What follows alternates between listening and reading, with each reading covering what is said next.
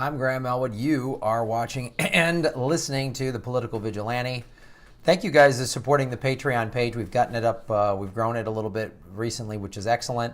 And you're sending in fantastic stories like this from longtime supporter Tim Stack.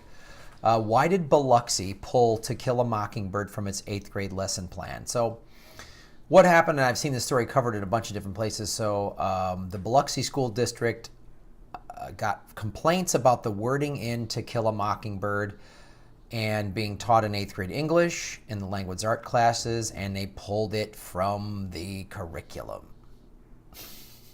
Now, the Mississippi state flag, if I'm not mistaken, still has a Confederate flag within it. So they can fly that above the school. That's not offensive. But To Kill a Mockingbird, which is an amazing novel and very thoughtful, was pulled.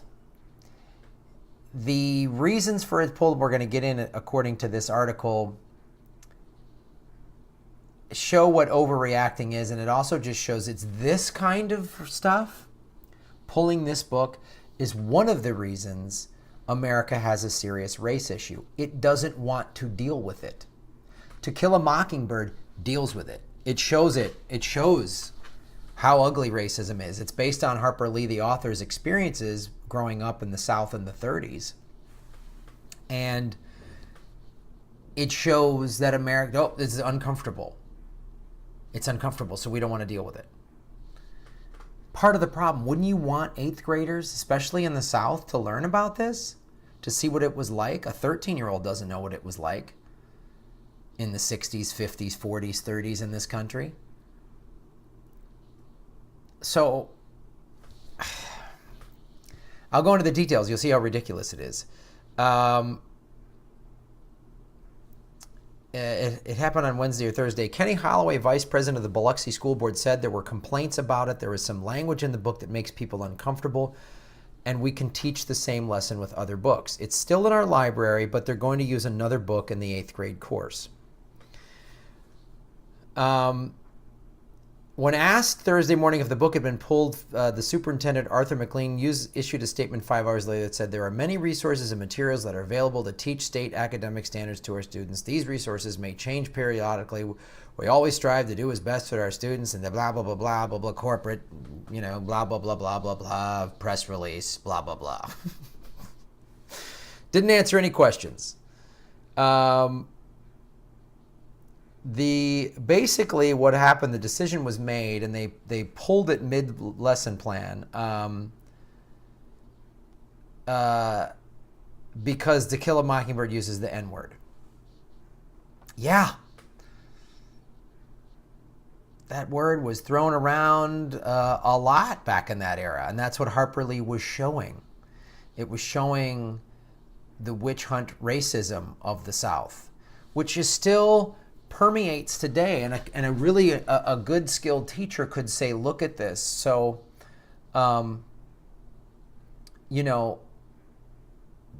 this woman is accusing a black man of raping her. The man is automatically found to be guilty. The white people in town want to kill him because that's how black men have been depicted since slavery in this country.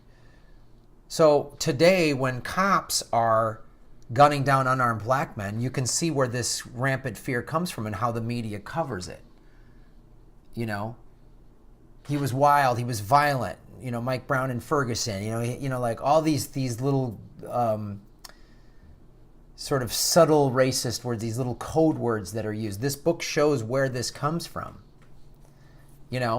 Oh, black men are more violent. You gotta, cops have to get their guns ready. Which is all nonsense. And so you could really use this book to have a fantastic discussion about racism and how divided and racist this country is and how it affects us today, because we're still very divided and very racist in this country. Now,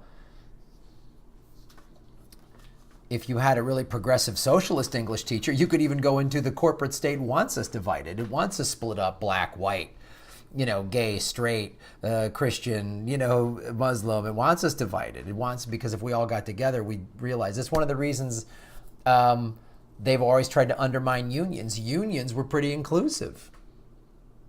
So I'll go into more stuff from the article, but it's again, in a state that has the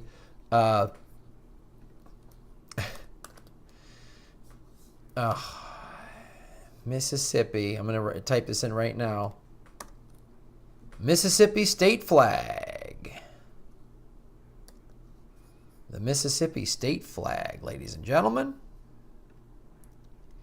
Here it is.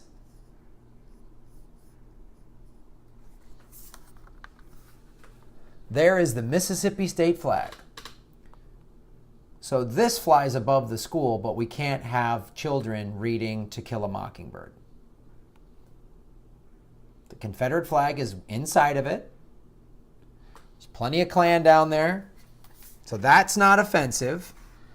A flag that is saying, hey, black people, Jews, whatever, anybody of color, that's who really is in control. That's who we give the power to, because that's what the state flag says.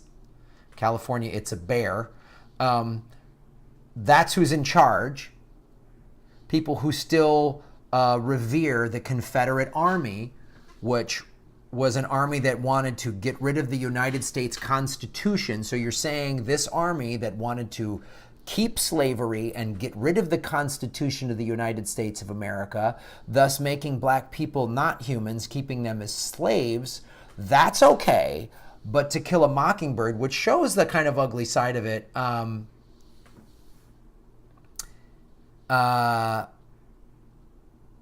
that's bad.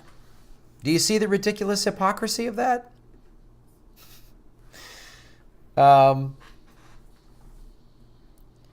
Here's how one 8th grade teacher on the school website describes the book. Compassionate, dramatic, and deeply moving. To Kill a Mockingbird takes readers to the roots of human behavior, to innocence and experience, kindness and cruelty, love and hatred, humor and pathos. Now with over 18 million copies in print and translated into 10 languages, this regional story by a young Alabama woman claims universal appeal. Harper Lee always considered her book to be a simple love story. Today is regarded as a masterpiece of American literature. A Southern Gothic novel published in 1960. There's a great movie that came out in 62. It won the Pulitzer Prize, and it was an Oscar-winning film with Gregory Peck and a very young, blanking on the Robert Duvall.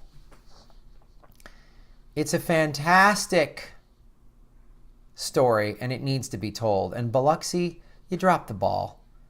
Stop running away from racism. We need to sit down and talk about it. And we could use a book like this to do it. This is the book I would use to teach my 12 or 13-year-old about racism in this country. And I would sit and let's have a discussion. Let's talk about it. Sweeping it under the rug just keeps creating the problems that we have in this country. Tim Stack, Patreon supporter, thank you so much for submitting this article. Folks, if you are a Patreon backer, you can, I think we still have a couple of them left, for $5 a month. With one left, there's only 30 available, so a couple people dropped off, so there's one available. You get to pick a topic or article like this for me to discuss. And it's a great way to support and get involved in the show. One of the things I wanted to do when I first created the show was let you guys be involved in it.